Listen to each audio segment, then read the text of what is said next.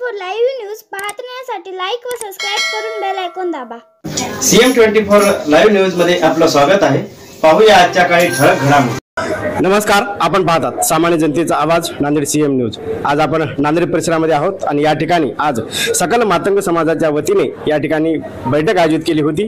त्यानिमित्त या ठिकाणी आपण चर्चा करत आहोत। या बैठकीचे अध्यक्ष माननीय माजी आमदार अविनाशजी घाटे हे होते आणि त्यानिमित्त आपण त्यांच्याशी चर्चा करत। सर, आज या ठिकाणी जी बैठक झाली नेमकी काय होती? या महाराष्ट्रामध्ये महाराष्ट्र शासनाने जो न्यायमूर्ती अनंत बदर समितीची नियुक्ती या ठिकाणी केली होती। नियुक्ती यासाठीच होती की अनुसूचित जाती अंतर्गत जे सुप्रीम कोर्टाने जे 1 ऑगस्ट 2024 ला निर्णय दिला होता, त्या निर्णयाच्या अनुषंगाने त्या निर्णयाची अंमलबजावणी करण्याच्या दृष्टिकोनातून ही समिती या ठिकाणी नेमण्यात आली होती।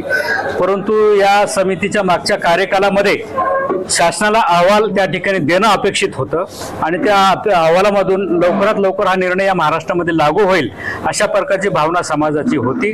कारण देशामधल्या अनेक राज्यांनी हा निर्णय तातडीनं 2 महिन्यामध्येच अभ्यास करून त्यांनी त्या ठिकाणी आरक्षण उपवर्गीकरण करण्याचा त्या ठिकाणी निर्णय घेतला आणि त्याचा लाभ देण्याचा त्या ठिकाणी प्रयत्न चालू झालेला आहे। परंतु दुर्दैवानं या ठिकाणी या कार्यकालामध्ये हा अहवाल सादर होऊ शकला नाही आणि शासनाने परत 6 महिन्याची मुदत वाढवून या ठिकाणी त्या बदर समितीला या ठिकाणी देण्याचं काम या ठिकाणी केलं आणि म्हणून त्याचा निषेध करण्यासाठी आणि तातडीने या राज्यामध्ये ही अंमलबजावणी व्हावी या दृष्टिकोनातून विचारविनिमय करण्यासाठी आज आम्ही या ठिकाणी जमलो आहोत। या ठिकाणी आजच्या बैठकीतून काय असं समाजाकडून मेसेज मिळाला किंवा समाजामध्ये फार मोठ्या प्रमाणामध्ये प्रचंड अशा पद्धतीची अस्वस्थता आहे, नाराजी आहे आणि समाज हा पुढच्या काळामध्ये कशा पद्धतीने रिॲक्ट करेल याच्याबद्दल समाजाने आज या ठिकाणी भावना या ठिकाणी व्यक्त केल्या। आज आम्ही निवेदनाच्या द्वारे या कृतीचा निषेध म्हणून आम्ही जिल्हाधिकाऱ्यांना या ठिकाणी निवेदन देणार आहोत।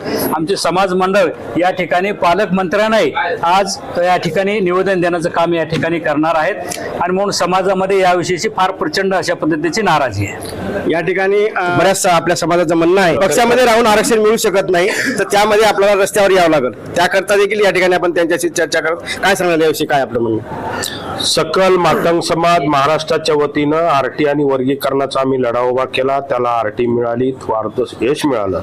पण वर्गीकरणाच्या विषयासाठी माननीय मुख्यमंत्र्यांनी बदर समिती नियुक्त केली। पहिले 3 महिन्याची मुदत दिली, त्याच्यानंतर 8 महिन्याची मुदत दिली आणि परत ह्या 8 महिन्यामध्ये तो अहवाल जो आहे बदर समितीचा तो शासनाला घेऊन शासन स्वीकारून त्यावर कार्यवाही करण्यापेक्षा परत त्याला 6 महिन्याची मुदतवाढ दिलेली आहे।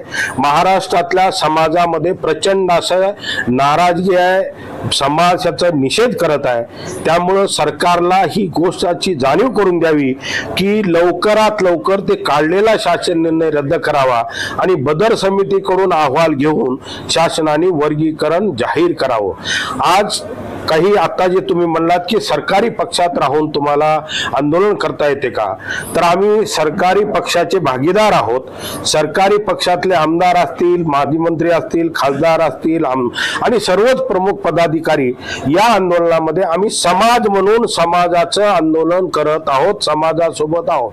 आणि हा वर्गीकरणाचा विषय हा मातंग समाजाच्या पिढ्यानपिढ्याच्या विकासाचा कळीचा मुद्दा आहे। वर्गीकरण झालं तरच मातंग समाजाला त्यांच्या विकासासाठी, त्यांचे लेकरं नोकरीला लागण्यासाठी, त्यांची आर्थिक परिस्थिती सुधारण्यासाठी मदत होणारी आहे। अन्यथा दुसरा कोणताही मार्ग मातंग समाजाकडे नाही। म्हणून वर्गीकरण हे विषय मातंग समाजाच्या विकासाचा मूळ मुद्दा आहे आणि हे वर्गीकरण घेतल्याशिवाय समाज स्वस्थ बसणार नाही। आम्ही कुठल्याही पक्षात असो, आम्ही समाजासोबत समाजाच्या वर्गीकरणाच्या मागणीसाठी वाटेल तो लढा उभा करणार आणि शासनाच्या विरोधामध्ये तीव्र स्वरूपाचं आंदोलन महाराष्ट्रात उभा करणार, असे मी समाजाला सुद्धा यामध्ये सहभागी होण्यासाठी आवाहन करतो। या पुढची आपली भूमिका काय आहे? आता आम्ही आज कलेक्टरांना निवेदन देणार आहोत, त्यानंतर सायंकाळी पालकमंत्र्यांना याच्याविषयी निवेदन देणार आहोत। मग हे झाल्यानंतर नांदेडमध्ये डॉक्टर लोकशाहीर अण्णाभाऊ साठे यांच्या पुतळ्याच्या समोर हजारोच्या संख्येनं बेमुदत धरणे आंदोलन आंदोलन आम्ही तिथे करणार आहोत. हे झालं नांदेडचं. आणि महाराष्ट्रात प्रत्येक जिल्ह्यामध्ये सकल मातंग समाजाच्या वतीनं या निर्णयाच्या हे जे मुदतवाढ दिलेली आहे या निर्णयाच्या विरोधात आणि वर्गीकरणाचा अहवाल लवकरात लवकर शासन घेऊन वर्गीकरण जाहीर करावं यासाठी प्रत्येक जिल्ह्यामध्ये धरणे आंदोलन आणि वेगवेगळ्या स्वरूपाचे जे संविधानिक आंदोलनाचे अधिकार आहेत ते सर्व हत्यार वापरून सकल मातंग समाज शासनाच्या विरोधात याविषयी आंदोलन करेल. आणि दुसरी सरकारला विनंती आहे, जिल्हा परिषद पंचायत समिती आणि नगरपालिकेची आचारसंहिता लागणार आहे. ही मुदतवाढ दिल्यानंतर परत ते पुढे ढकलणार आहे. आणि सरकारला सुद्धा जर मातंग समाजाला तुम्ही या निवडणुकीच्या अगोदर वर्गीकरण दिलं तर या समाजाची सहानुभूती सरकार सोबत राहील, या पक्षासोबत राहील. म्हणून त्यांनी ह्या पक्षाने ती संधी घ्यावी आणि मातंग समाजाला आणि ह्या ज्या वंचित जाती आहेत 59 जातीमधल्या या वंचित जातींना त्यांचा वाटा त्यांच्या मागासलेपणाच्या निकषाच्या आधारावर देऊन सरकारने ही संधी घ्यावी अशी सरकारला विनंती आहे.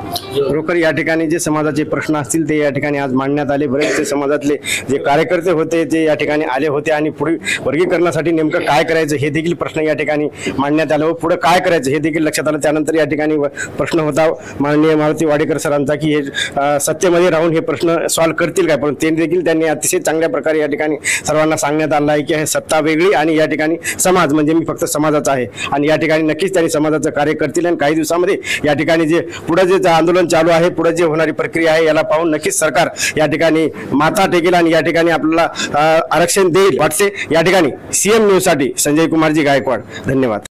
क्रांतिगुरु लहुजी साळवेंचा सकल मातंग समाजाचा आरक्षणाचे उपवर्गीकरण आरक्षणाचे उपवर्गीकरण मातंग एकजुटीचा मातंग एकजुटीचा आरक्षणाची एबीसीडी आरक्षणाचं उपवर्गीकरण